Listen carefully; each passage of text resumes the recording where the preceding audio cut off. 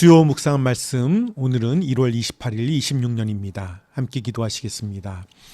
우리를 창조하시고 우리의 아버지 되시는 하나님 아버지, 주님의 은혜 가운데 하루하루 살게 하여 주심을 인하여 감사합니다. 26년도가 시작된 지도 벌써 한 달이 다 되어 갑니다.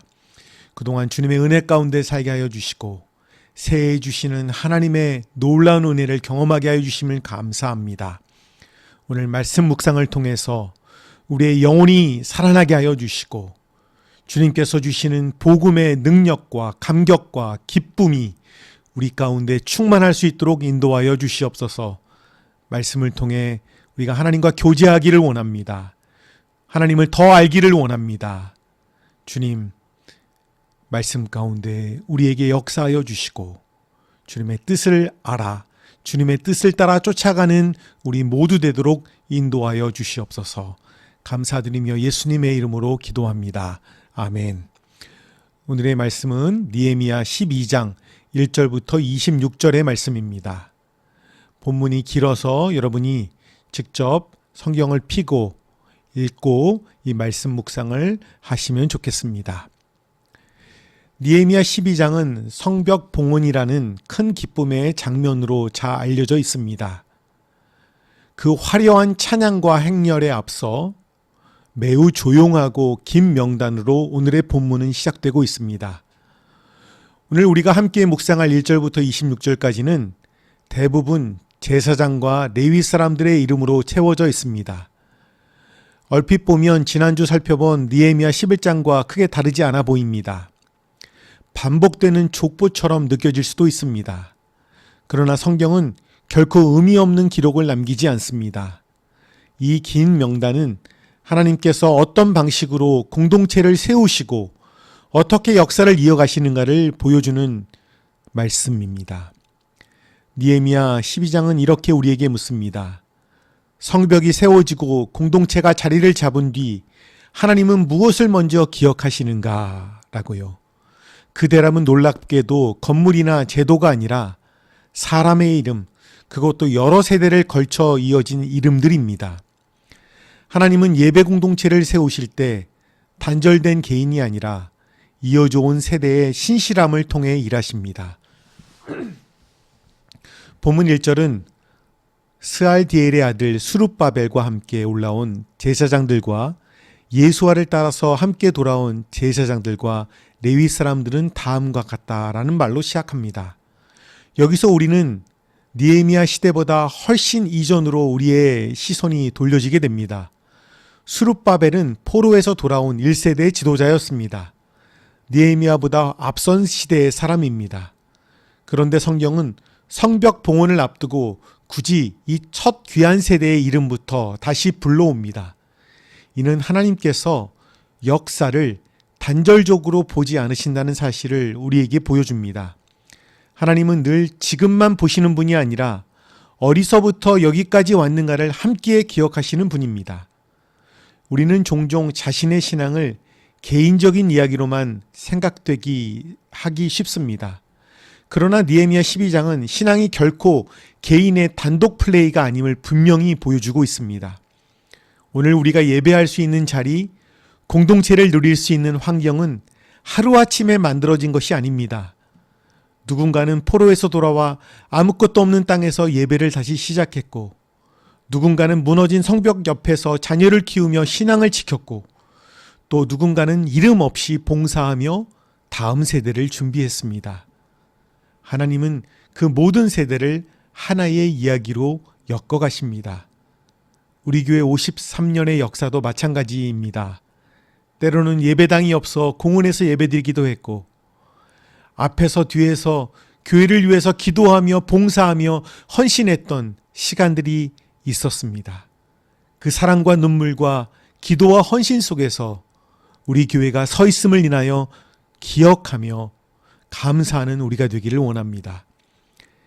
2절부터 7절까지 이어지는 제사장들의 이름은 그 사실을 더욱 분명하게 보여줍니다.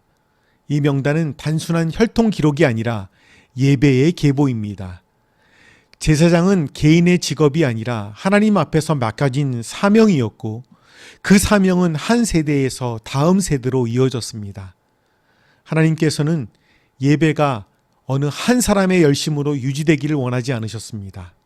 또한 예배가 한 세대를 넘어 다음 세대로 계승되어야 될 것이라고 말씀하고 있습니다. 여기서 우리는 중요한 질문 앞에 서게 됩니다. 우리의 신앙은 다음 세대로 이어질 준비가 되어 있는가?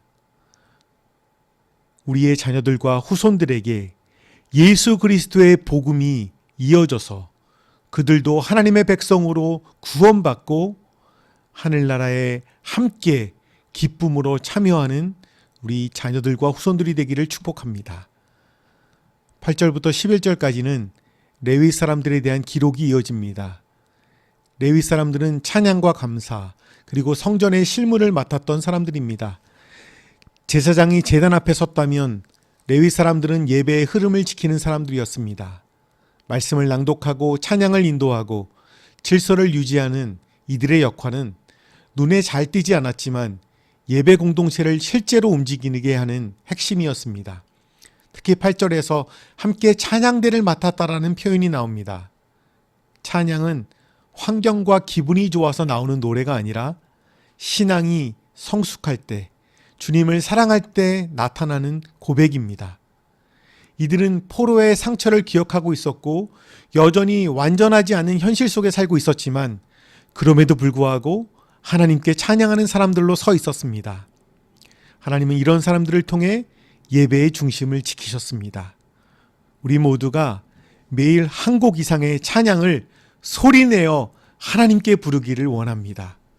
그럴 때 우리는 주님을 더 가까이 가고 더 사랑하고 모든 시험과 모든 유혹에서부터 벗어날 수 있을 것입니다.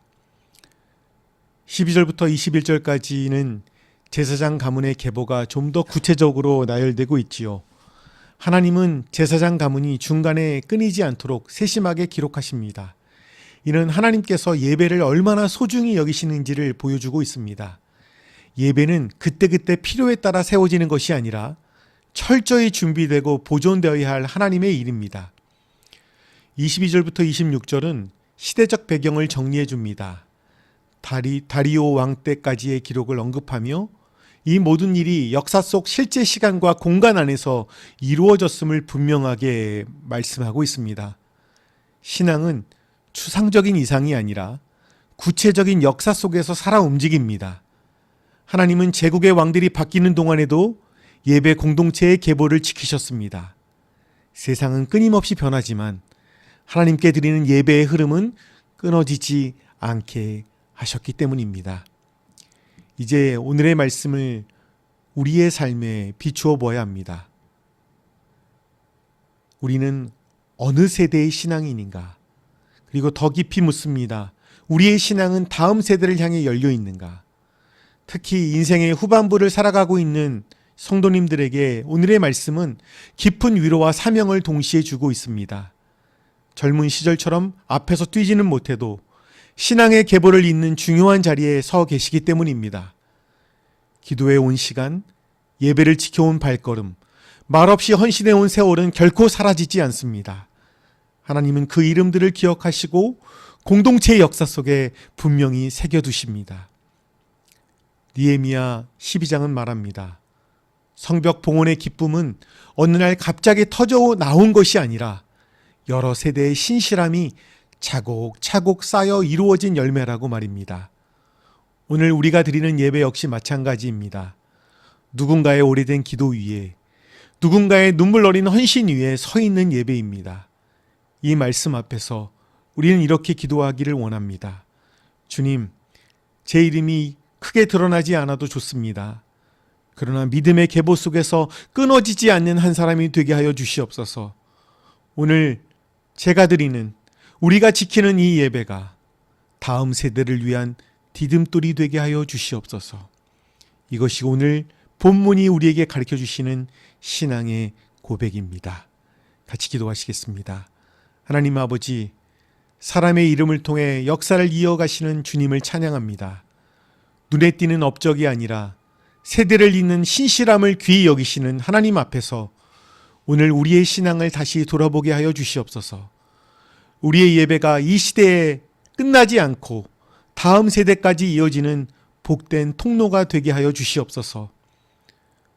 믿음의 계보를 지키는 한 사람으로, 한 가문으로 끝까지 서 있도록 우리에게 은혜를 주시고 복 주시기를 원합니다. 나머지 3일 동안도 성령 충만하여 주님의 기쁨이 되기를 소원하며 예수님의 이름으로 기도합니다. 아멘.